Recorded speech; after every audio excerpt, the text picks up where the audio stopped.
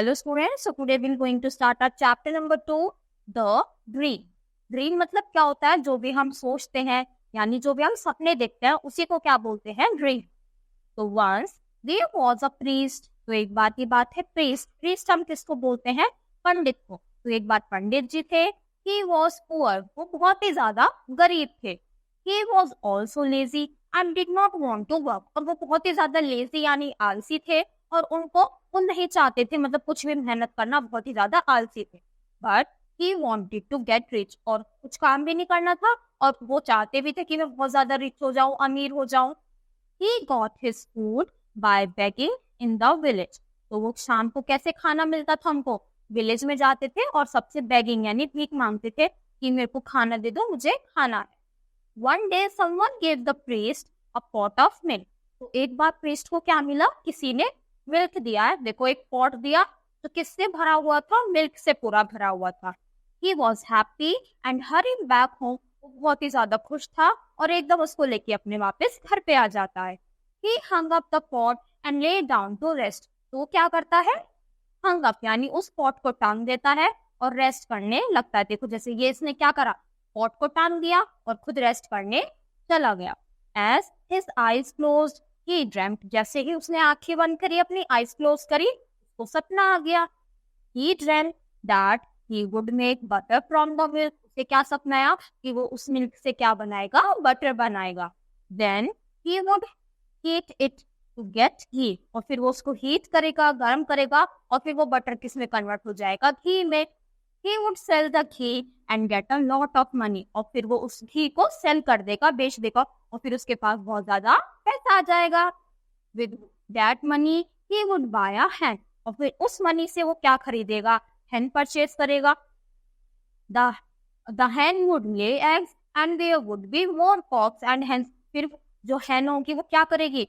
वो lay eggs करेगी यानी eggs देगी. फिर उनमें से और ज्यादा उसके बेबीज आएंगे और ऐसे ऐसे क्या होंगे? मेरे पास बहुत सारी hens हो जाएंगी.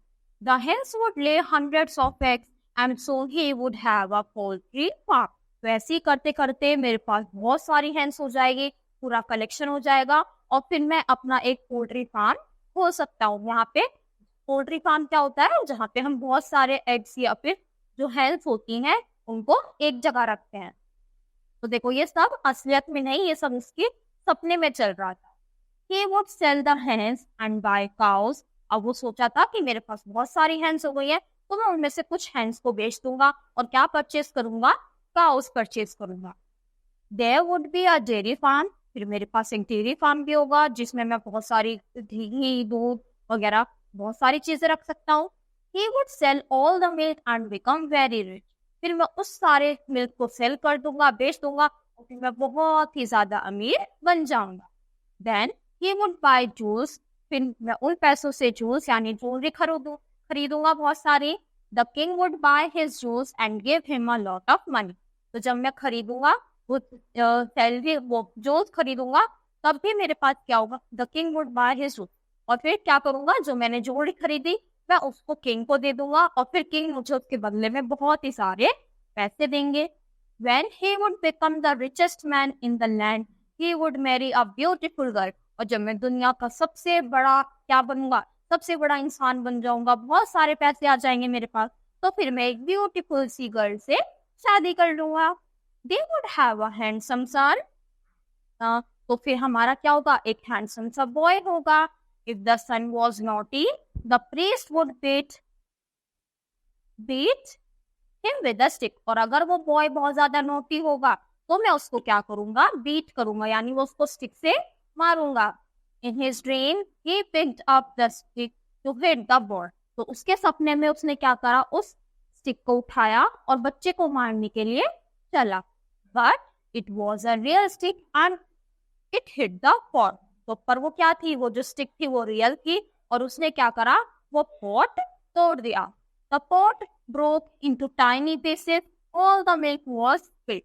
तो जो जैसे ही उसमें स्टिक लगी तो वो क्या हुआ? वो एकदम से ब्रोक हो गया, टूट गया और उसका जो सारा मिल्क था वो सारा बिखर गया. The priest woke up from his sleep.